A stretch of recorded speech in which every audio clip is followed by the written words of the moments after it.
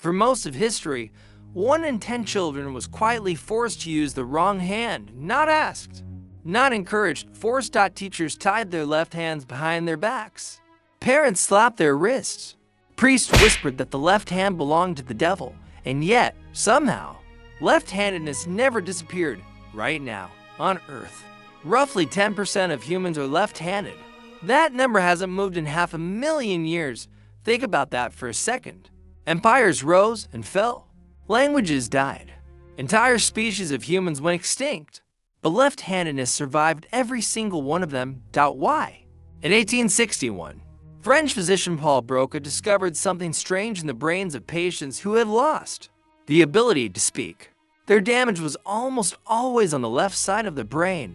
This led scientists to a bigger idea. Most human brains are lateralized.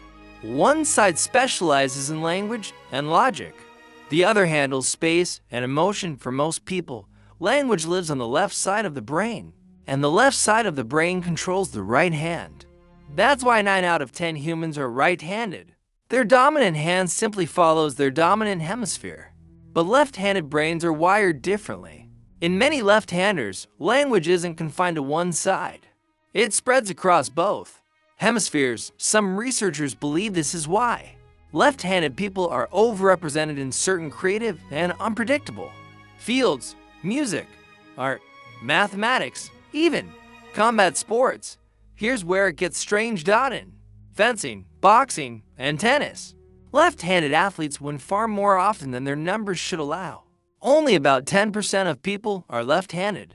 But at the highest levels of one-on-one combat sports, left-handers can make up over 20% of champions. Scientists call this the fighting hypothesis. If almost everyone is right-handed, then almost everyone trains to fight a right-handed opponent. A left-handed fighter becomes an anomaly. Their attacks come from an unfamiliar angle. Their opponent's reflexes, trained for years against right-handers, arrive half a second late. That half a second can be the difference between a win and a loss, between a hunt and a kill, between survival and death. So, in a world where physical combat once decided who lived long enough to have children, being unpredictable was an advantage. But if left-handedness is so useful, why did society spend centuries trying to erase it? The word for right in Latin is dexter. It's where we get the word dexterity, meaning skill. The word for left in Latin is sinister. That word choice was not an accident. In nearly every ancient culture, right meant order, purity, and God. Left meant chaos and purity. An evil. In the Bible, the righteous are seated at God's right hand. The condemned are cast to the left. In West African tradition, the left hand was reserved for hygiene, making it socially unacceptable to eat or greet someone with it. In Japan, until the 20th century, a left-handed wife could be legally divorced simply for being left-handed. And in classrooms across Europe and North America, well into the 1960s, teachers physically retrained left-handed children to write with their right hand. Some of those children developed stutters. Some developed anxiety disorders. Some simply became quietly ambidextrous, hiding a piece of themselves for the rest of their lives. Isn't it strange that a trait so consistently punished never disappeared? If evolution ruthlessly deletes disadvantaged, left-handedness should have vanished generations ago. Instead, it is held steady at roughly 10% for as long as scientists can measure it. That stability has a name. Researchers call it negative frequency-dependent selection. In simple terms, a rare trait can survive precisely because it stays rare. If left-handedness offers an advantage in conflict or unpredictability, that advantage only works as long as left-handers remain the minority.